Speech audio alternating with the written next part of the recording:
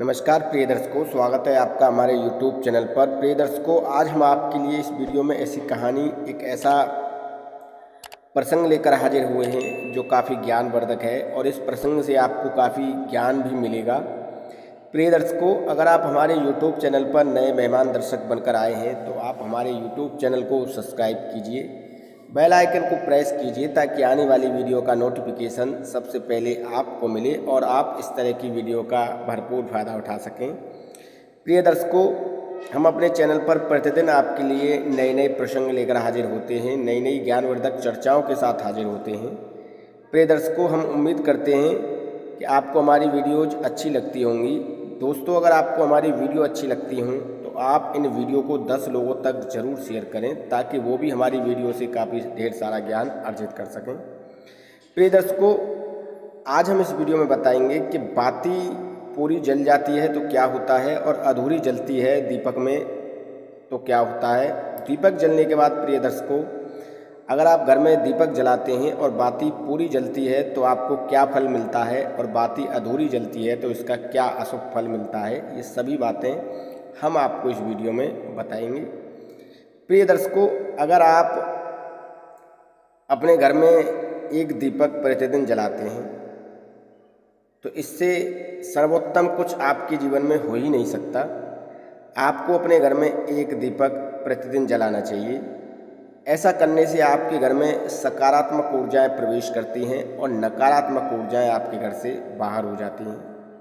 प्रिय दर्शकों, आपको एक घी का दीपक अपने घर में अवश्य जलाना चाहिए।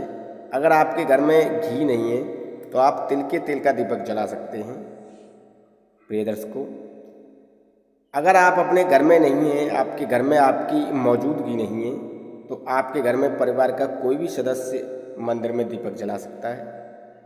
इसके अलावा प्रिय दर्शकों, अगर आप शाम के समय दीपक जलाते हैं तो इसे काफ़ी सर्वोत्तम माना गया है, क्योंकि सूर्य ढलने के बाद नकारात्मक ऊर्जाएं घर के अंदर प्रवेश करती हैं और अगर आप दीपक नहीं जलाते हैं तो नकारात्मक ऊर्जाओं का प्रभाव आपके परिवार में किसी भी सदस्य पर देखने के लिए मिल सकता है, जैसे स्वास्थ्य संबंधी डिप्रेशन। ये सभी चीज़ें आपके परिवार में किसी न किसी सदस्य को देखने के लिए मिलेंगी। प्रिय दर्शकों, अगर आप दीपक प्रतिदिन जलाते हैं, खास तौर पर आप शाम को हाथ मुँह धोकर दीपक जलाएं तो आपके घर में धन और सुख की वृद्धि होती है। जिन घरों में दीपक नियमित नहीं जलता है उन घर के मुखिया को काफ़ी परेशानी हो जाती है, जैसे स्वास्थ्य संबंधी, नौकरी संबंधी, व्यापार संबंधी आदि तरह की परेशानियां घर के मुखिया के जीवन में प्रभावित हो जाती हैं। तो आप अपने घर में एक घी का दीपक या तिल के तेल का दीपक अवश्य जलाएं।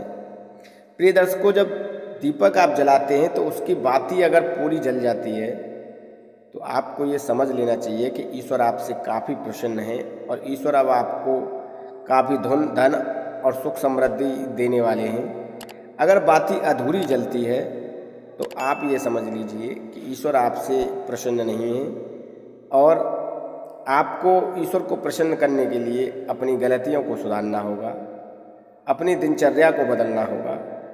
प्रिय दर्शकों, अगर आप प्रतिदिन गाय के लिए एक रोटी निकालते हैं, पहली रोटी गाय के लिए और लास्ट की रोटी काले कुत्ते के लिए, तो इससे भी ईश्वर काफ़ी प्रसन्न होते हैं। श्री कृष्ण कहते हैं कि गाय मेरी सर्वाधिक प्रिय गाय होती है श्री कृष्ण जी की। अगर आप ऐसा करते हैं, अगर आप गाय को रोटी खिलाते हैं प्रतिदिन, तो श्री कृष्ण जी की कृपा आपके घर पर, आपके परिवार के सदस्यों पर बनी रहती है।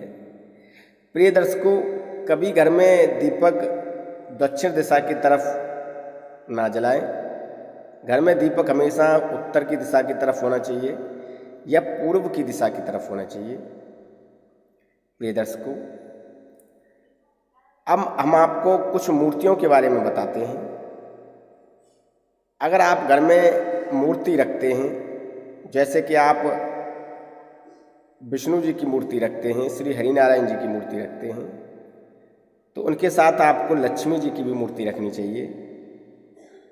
अगर आप राधा जी की मूर्ति, कृष्ण जी की मूर्ति रखते हैं तो आपको राधा जी की भी मूर्ति उनके साथ रखनी चाहिए। हमेशा जोड़े में मूर्तियाँ रखनी चाहिए। ऐसा करने से आपके घर में, आपके परिवार के सदस्यों में एकता और प्रेम बना रहता है।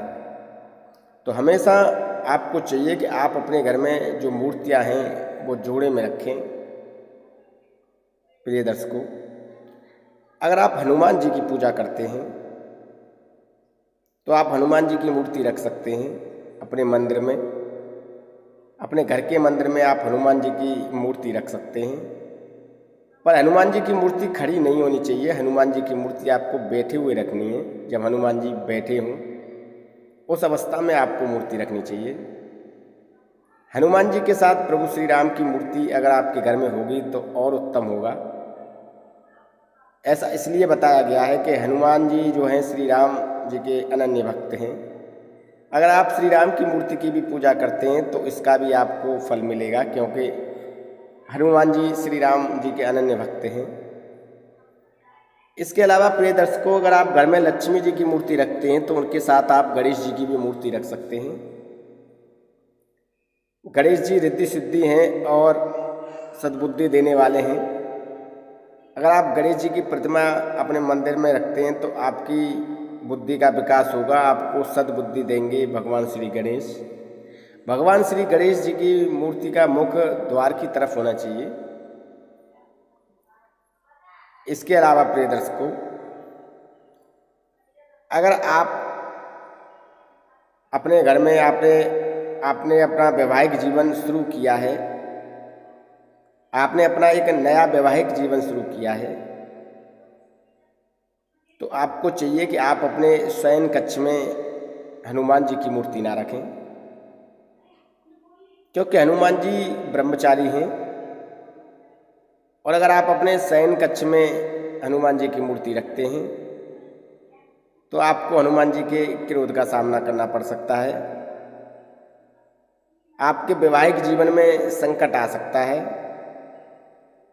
क्योंकि हनुमान जी ब्रह्मचारी थे और ब्रह्मचर्य का पालन करते थे।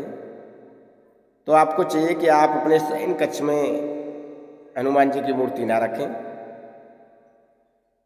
प्रिय दर्शकों, आप अगर सुबह सोकर उठते हैं तो अपने दोनों हथेलियों को देखकर ही और धरती को प्रणाम करके ही आप अपने दिन की शुरुआत करें, क्योंकि हाथों की हथेलियों में सभी 3 देवी देवताओं का वास होता है। श्री हरि विष्णु नारायण जी का भी वास होता है, माँ लक्ष्मी का भी होता है और भोलेनाथ का भी वास हथेलियों में होता है। तो आपको जब हथेलियाँ देखते हैं सोकर उठने के बाद सुबह प्रभात में, तो आपको तीनों देवी देवताओं के दर्शन हो जाते हैं। और धरती माता को पूजकर ही धरती पर पैर रखें और ये कहें कि हे धरती माँ, मैं अपने शुभ कर्मों की शुरुआत करने जा रहा हूँ, मुझे शुभ कर्मों का फल प्राप्त हो। प्रिय दर्शकों, अगर आप ऐसा करते हैं तो आपके जीवन में धन और सुख समृद्धि की वृद्धि होती है। इसके अलावा प्रिय दर्शकों, अगर आप अपने घर के मंदिर में शिवलिंग रखना चाहते हैं तो आप अपने घर के मंदिर में शिवलिंग रख सकते हैं, पर शिवलिंग जो है अंगूठे से बड़ा नहीं होना चाहिए। अगर आप अपने घर में अंगूठे से बड़ा शिवलिंग लाते हैं तो इसका आपको नेगेटिव परिणाम देखने के लिए मिल सकता है। प्रिय दर्शकों, शिवलिंग पर कभी भी भूलकर तुलसी जी के पत्ते नहीं चढ़ाने चाहिए। अगर आप शिवलिंग पर तुलसी जी के पत्ते चढ़ाते हैं तो सभी देवी देवताओं के क्रोध का आपको सामना करना पड़ सकता है। आपके जीवन में आर्थिक संकट आ सकता है। तो कभी भी शिवलिंग पर आपको तुलसी के पत्ते नहीं चढ़ाने चाहिए। इसके अलावा प्रिय दर्शकों, आप अपने घर की नियमित साफ सफाई करें। आपके घर में फिटकरी या समुद्री नमक से पोछा लगवाएं। अपने घर का नियमित शुद्धिकरण करें और नियमित पूजा पाठ करें। श्री हरिनारायण जी का पाठ करें, श्री ब्रह्मा पुराण का पाठ करें, गरुड़ पुराण का पाठ करें, रामायण का पाठ करें। और एक बात आप प्रतिदिन ध्यान रखें कि शाम को जब सूर्य छिप जाता है तो सूर्य छिपने के बाद आप अपने घर में हाथ मुंह धोकर एक तिल के तेल का या घी का दीपक अवश्य जलाएं, क्योंकि सूर्य छिपने के बाद जितनी भी नकारात्मक ऊर्जाएं होती हैं, भूत प्रेत बाधाएं होती हैं, वो घर के अंदर प्रवेश करना शुरू कर देती हैं एक वायु के रूप में, जो कि आपको दिखाई नहीं देती, और उनका प्रभाव आपके स्वास्थ्य पर, आपके परिवारजनों के स्वास्थ्य पर आपको देखने के लिए मिलता है। तो आपको चाहिए कि आप सूर्य छिपने के बाद हाथ मुंह धोकर एक घी का दीपक या तिल के तेल का दीपक अवश्य अपने घर में जलाएं, अपने घर के मंदिर में जलाएं। अगर आप घर में नहीं हैं, आपकी मौजूदगी घर में नहीं है, तो ये कार्य आपके घर का कोई भी व्यक्ति कर सकता है। प्रिय दर्शकों, सभी दिनों में शनिवार का दिन, साप्ताहिक दिनों में शनिवार का दिन सबसे सर्वोत्तम माना गया है। शनिवार के दिन आप शनिदेव पर एक तेल का दीपक अवश्य जलाएं, और हो सके तो हनुमान जी पर चमेली का तेल जरूर चढ़ाएं। पीपल की जड़ में आप तेल का दीपक जरूर जलाएं, और अगर हो सके तो आप काले तिल का दान अवश्य करें। ऐसा करने से आपके घर में सुख समृद्धि आती है, संतान की प्राप्ति होती है। आपके घर में संतान सुख प्राप्ति होगी। आप जल्द ही अपना नए मकान का भी निर्माण कर सकते हैं। ऐसा करने से आपका जीवन सुखमय हो जाता है। देवी देवताओं की कृपा आपके ऊपर बनी रहती है। प्रिय दर्शकों, अगर आप अपने घर में ब्रह्मा, विष्णु, महेश, इन तीनों की मूर्ति आप अपने घर में स्थापित करते हैं, तो इन तीनों की भी कृपा आपके ऊपर बनी रहती है। जहाँ पर ब्रह्मा जी ने सृष्टि की रचना की है, तो वहीं श्री हरि नारायण जी ने संसार में सुख समृद्धि की रचना की है। जो व्यक्ति श्री हरि नारायण जी का गुणगान करता है, पूजा पाठ करता है, उस व्यक्ति के ऊपर श्री हरि नारायण जी की कृपा हमेशा बनी रहती है। जो व्यक्ति शिव पुराण का पाठ करता है, उस व्यक्ति के जीवन में भोलेनाथ की कृपा बनी रहती है। भोलेनाथ की असीम कृपा उस व्यक्ति को प्राप्त होती है जो व्यक्ति शिव पुराण का पाठ करता है। जो व्यक्ति विष्णु पुराण का पाठ करता है, उस व्यक्ति पर श्री हरि नारायण जी की कृपा बनी रहती है। श्री हरि नारायण जी की कृपा से उसका कोई भी कार्य नहीं रुकता है, चाहे वो व्यापार का हो, चाहे वो नौकरी का हो, चाहे फिर वो कोई भी मांगलिक कार्य हो, कभी कार्य रुकता नहीं है। जो व्यक्ति ब्रह्मा पुराण का पाठ करता है, जो व्यक्ति ब्रह्मा जी की पूजा करता है, उस व्यक्ति के घर में संतान की प्राप्ति होती है, क्योंकि ब्रह्मा जी सृष्टि के रचयिता हैं। उन्होंने ही सृष्टि को रचा है। प्रिय दर्शकों, ये थी कुछ ऐसी महत्वपूर्ण बातें जो मैंने आपको इस वीडियो में बताई हैं, और आपको ये सभी बातों का पालन अवश्य करना चाहिए। प्रिय दर्शकों, आप इस बात का जरूर ध्यान रखिए कि आप अपने घर में एक दीपक अवश्य जलाएं, और ख़ास तौर पर सूर्य ढलने के बाद अवश्य जलाएं, क्योंकि सूर्य ढलने के बाद, सूर्य छिपने के बाद घर में नकारात्मक ऊर्जाएं प्रभावित होती हैं। उनका असर आपके परिवारजनों पर देखने के लिए मिलता है, ख़ास तौर पर बड़े बुजुर्गों पर और बच्चों पर देखने के लिए मिलता है। तो आप शाम को हाथ मुंह धोकर एक दीपक जरूर जलाएं, चाहे वो दीपक घी का हो या तिल के तेल का हो। अगर आपकी घर में मौजूदगी नहीं है, तो आपके घर में कोई भी परिवार का सदस्य दीपक जला सकता है। ऐसा करने से नकारात्मक ऊर्जाएं आपके घर से बाहर जाती हैं और सकारात्मक ऊर्जाओं का संचार आपके घर में होता है। प्रिय दर्शकों, अगर आपने नया वैवाहिक जीवन शुरू किया है, तो आप अपने शयन कक्ष में हनुमान जी की मूर्ति ना लगाएं।